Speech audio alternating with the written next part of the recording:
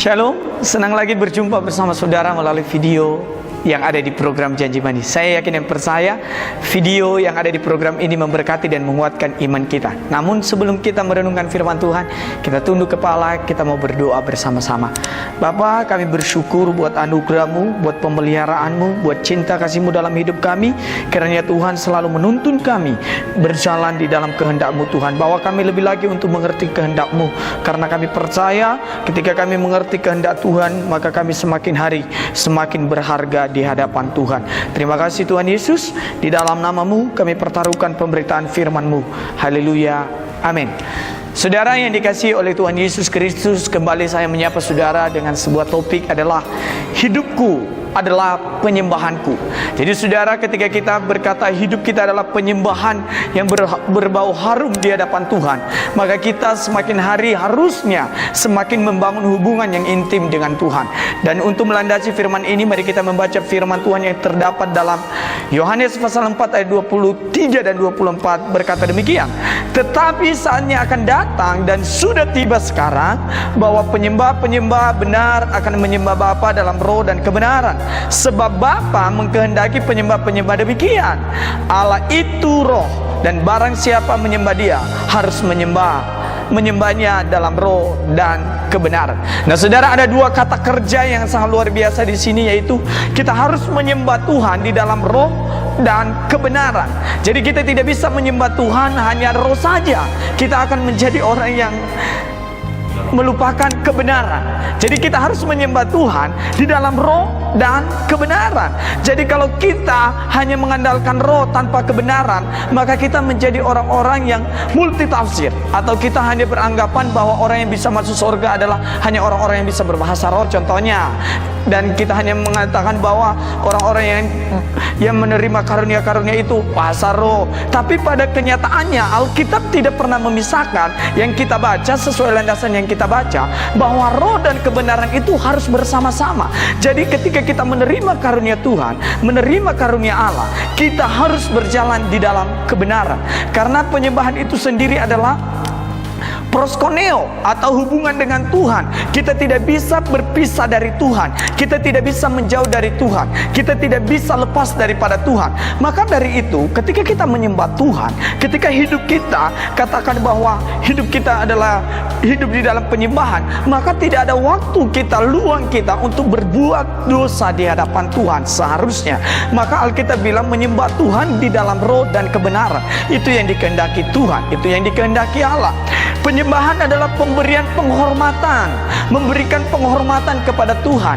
Bagaimana cara kita memberikan penghormatan kepada Tuhan? Tergantung pengenalan kita dengan Tuhan. Kalau orang mengenal dengan benar Tuhan, maka saya yakin dan percaya dia akan memberikan penghormatan atau porsi penghormatan sesuai dengan apa yang dia kenal. Kalau pengenalan kita benar kepada Tuhan, maka saya yakin kita akan memberikan hormat setinggi-tingginya kepada Tuhan. Kepada otoritas tertinggi, kita memberikan penghormatan kepada otoritas tertinggi, yaitu Yesus Kristus sebagai junjungan kita. Tapi terkadang kita menyembah Tuhan arogansi. Terkadang kita menyembah Tuhan hanya karena rutinitas. Terkadang kita menyembah Tuhan hanya karena ada unsur keterpaksaan. Terkadang kita datang untuk berdoa kepada Tuhan karena kita membutuhkan pertolongan. Saya mau ingatkan kita, di saat apapun kondisi hidup kita, kita harus tetap menyembah Tuhan, karena Dialah yang mempunyai segala-galanya dan penuh penundukan diri. Jadi orang yang suka menyembah, dia harus menundukkan dirinya kepada Tuhan. Nah, penundukan diri ini kita sebagai orang percaya, bagaimana penundukan diri kita kepada Tuhan? Sudah sampai level mana kita menundukkan hawa nafsu kita? Sudah sampai level mana kita menundukkan diri kita? Sudah sejauh level mana kita menundukkan hati kita, egois kita, kesombongan kita kepada Tuhan? Jadi orang yang menyembah, dia harus menundukkan dirinya kepada Tuhan, karena otoritas tertinggi adalah Tuhan. Kitalah sebagai penyembahnya. Maka dari itu, mari kita sebagai orang-orang yang percaya, kita harus menyembah Tuhan dengan sesuatu pola yang benar, yaitu bahwa Dia Tuhan, kitalah manusia yang membutuhkan pertolongannya. Penyembahan adalah pemberian pemujaan kepada Tuhan yang melahirkan belas kasihan Sang Tua. Jadi ketika kita menyembah berarti kita memberikan pemujaan kepada Tuhan.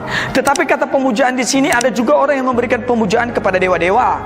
Ada juga orang yang memberikan pemujaan kepada orang-orang mati. Tetapi yang saya maksudkan di sini adalah pemujaan kepada Tuhan, atau memberikan sepenuh hidup kepada Tuhan, memberikan sepenuh jiwa kepada Tuhan, memberikan sepenuh tubuh kepada Tuhan. Maka kita bisa memuja Tuhan dengan benar.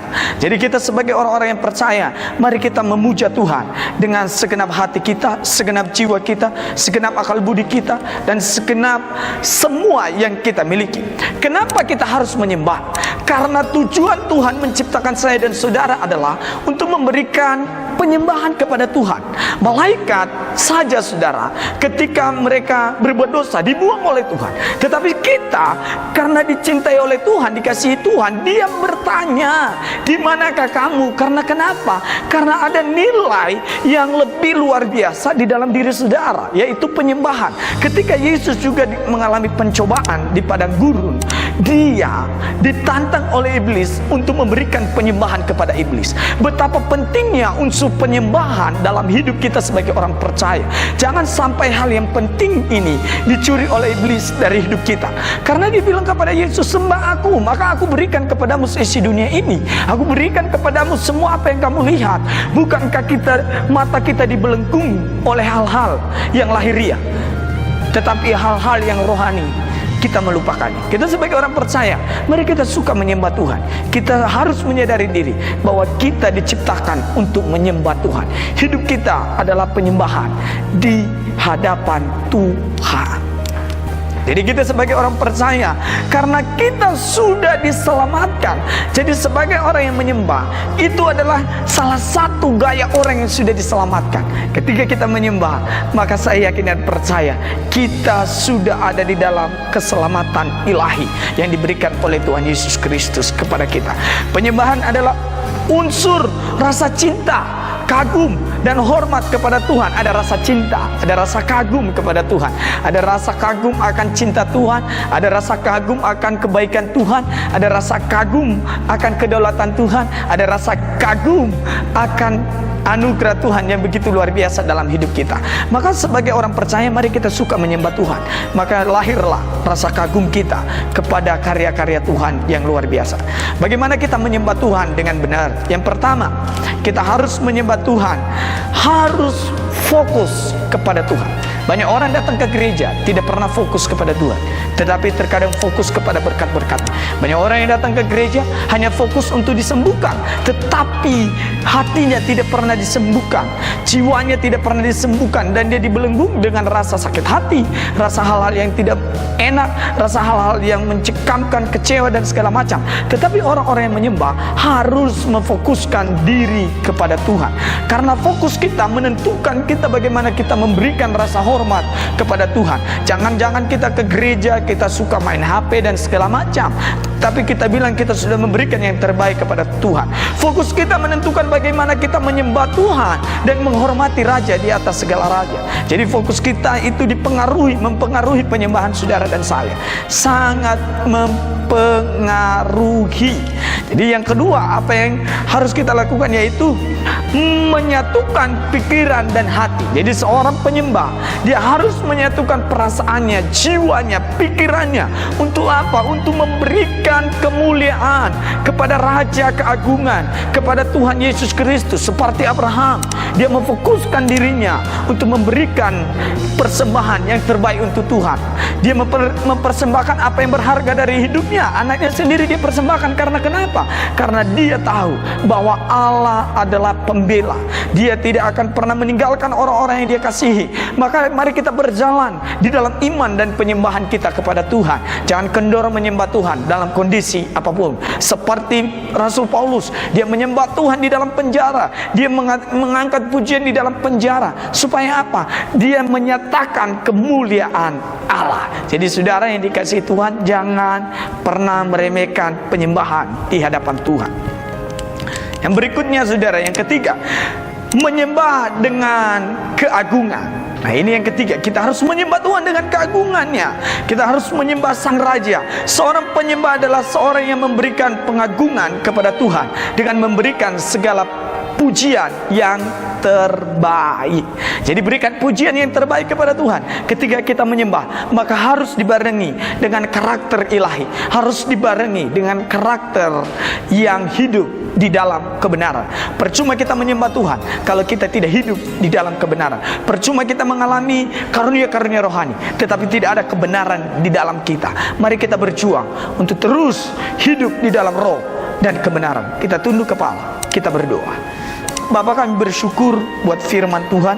Kami percaya kami diciptakan dalam kemuliaan Tuhan. Kami diciptakan segambar dengan Engkau. Kami diciptakan untuk menyembah Engkau. Kami diciptakan untuk selalu bersyukur kepada Engkau. Apapun keadaan kami, apapun kondisi kami mau katakan, kami mau menyembah Engkau seperti Daniel, Abednego. Semuanya Tuhan kami serahkan ke dalam tangan Tuhan. Kami percaya di dalam penyembahan kami ada kemenangan iman bagi kami. Terima kasih Tuhan Yesus. Di dalam nama Tuhan Yesus Kristus kami berdoa dan bersyukur. Haleluya, amin. Bapak Ibu yang menyaksikan program Janji Manis ini, kiranya saudara terus mendukung program ini di dalam doa dan juga share kepada teman-teman yang lain. Semoga jadi berkat bagi mereka semua. Tuhan Yesus memberkati kita. Shalom.